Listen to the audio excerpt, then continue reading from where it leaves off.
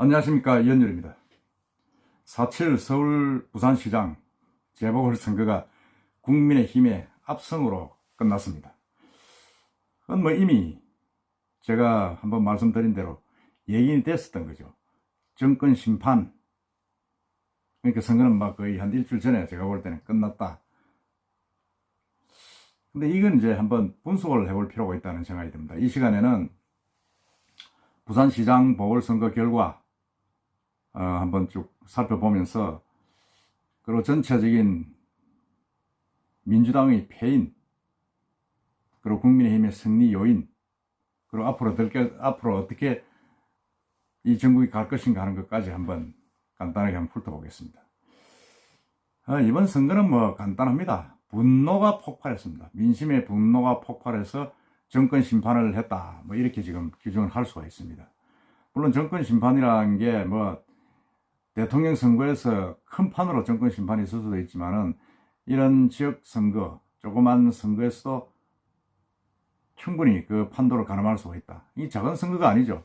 서울 부산시인데 어떻게 보면 전국을 대변하는 그런 선거가 될 수 있다 볼 수 있습니다. 부산시장 선거를 보면 생각보다 표차가 많이 났습니다. 저는 한 10%, 15%, 그래도 밑에 민주당의 정세가 있지 않겠느냐 했는데, 갈수록 선거가 막판으로 갈수록 민주당의 악수가 유발되면서 부산은 그냥 김영춘 후보와 박형준 후보의 이 여론조사도 계속 벌어지듯이 투표 결과도 벌어졌습니다. 그 내용을 보면 박형준 후보가 62.67%, 96만 1,576표를 얻었고, 김영춘 후보가 34.42%, 52만 8,135표를 얻었습니다. 그러니까 이게 뭐 28% 가까이 차이 난 거죠. 완전히는 압승입니다. 이게 3년 전에 오거돈 전 시장이 됐을 때는 완전히 판이 바뀐 거죠. 그리고 재작년 지방선거 총선을 거치면서 부산 민심이 상당히 민주당 쪽으로 우호적이었는데 완전히 뒤바뀌어진 겁니다.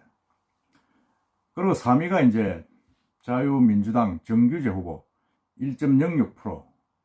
저는 이 정규재 후보가 3등 1%를 넘어선 데 대해서는 상당한 어떤 의미를 둡니다. 물론 큰 판을 흔들 정도는 아니지만은, 정규재 후보가 그래도 유일하게 공약을 제대로 내세우면서 박영준, 김영춘 후보의 공약, 특히 가덕도 신공항에 대해서 꾸준하게 반대를 하면서 문제점을 지적한 게 좀 익혀드리지 않았나 하는 생각이 듭니다.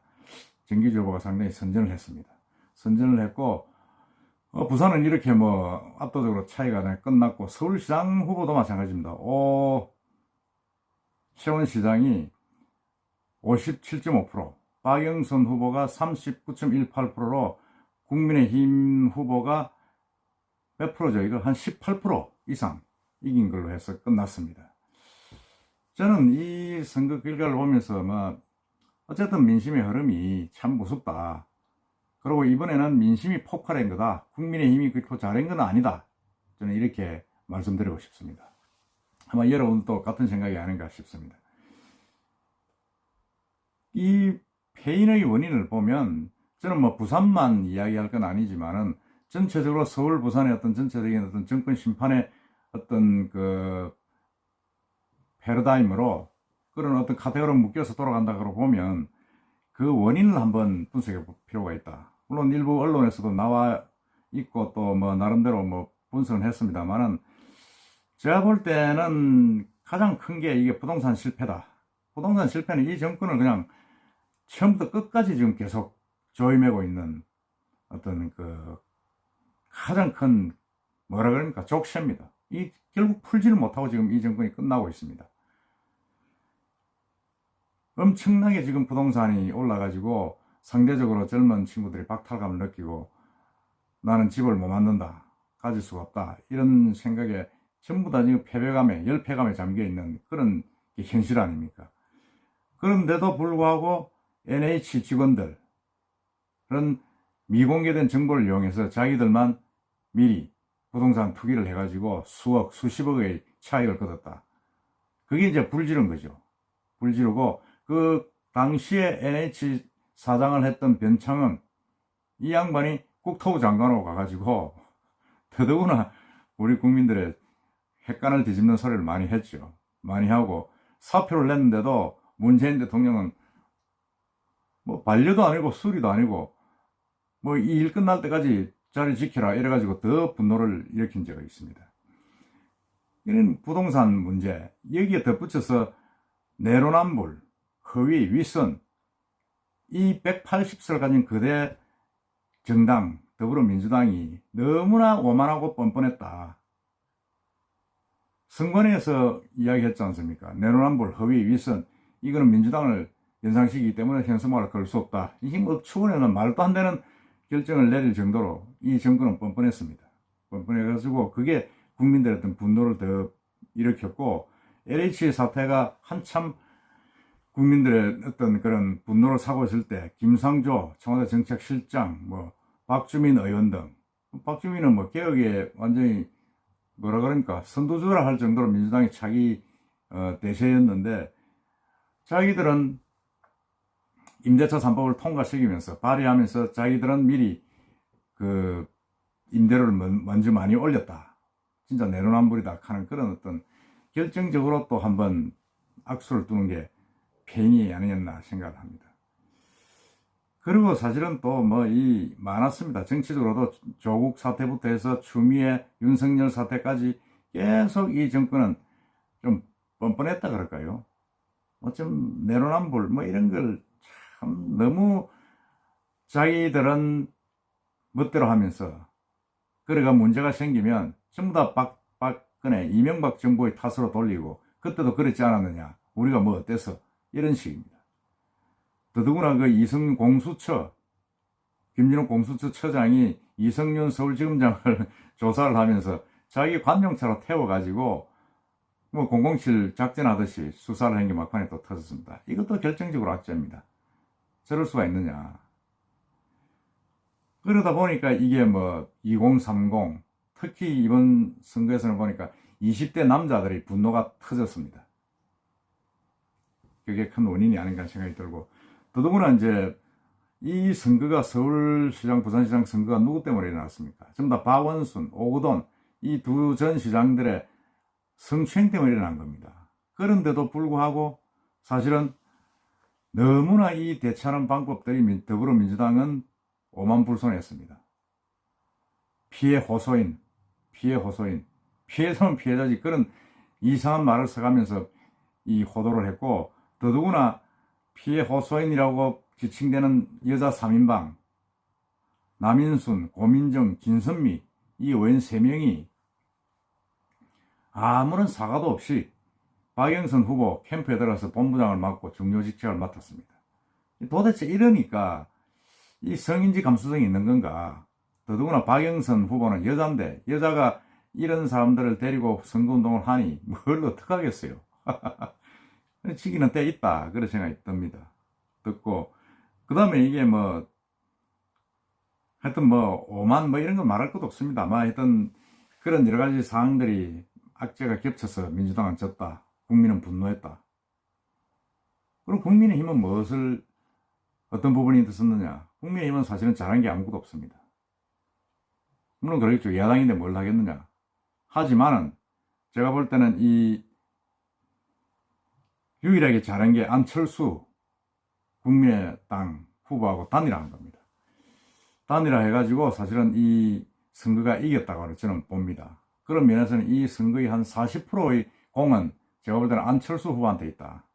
안철수 후보가 단일화 끝까지 하지 않고 만일 계속 뻗댔더라면 아마 선거는 졌을 겁니다. 그렇기 때문에 안철수 후보의 단일화가 결정적인 어떤 플러스 알파다, 승리에.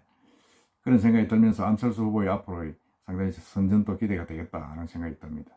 그리고 이렇게 된 선거에 보면 부산시는 이제 박영준 후보가 오늘 이제 시장실로, 집무실로 가서 일을 시작하겠죠. 하면 아마 큰 틀에서 또 구조가 많이 바뀔 거라고 보는데, 더 중요한 것은 서울 부산시장 선거 상징하는 어떤 여러 가지의 향후 전국 방향.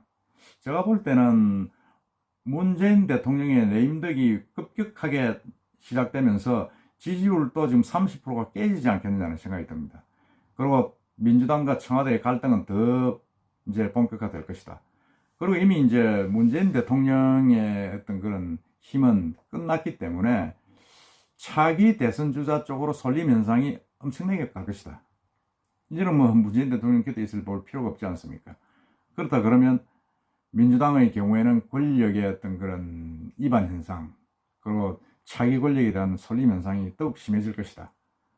물론 뭐 이재명 후보, 이낙연, 정세균 뭐 이런 식으로 쭉 나오고 있습니다만은 그 각각의 인물에 대한 어떤 이합 집산이 강화되고 문재인 대통령은 말기 내려오는 내리막길을 조심해야 될 그런 처지에 지금 빠졌습니다.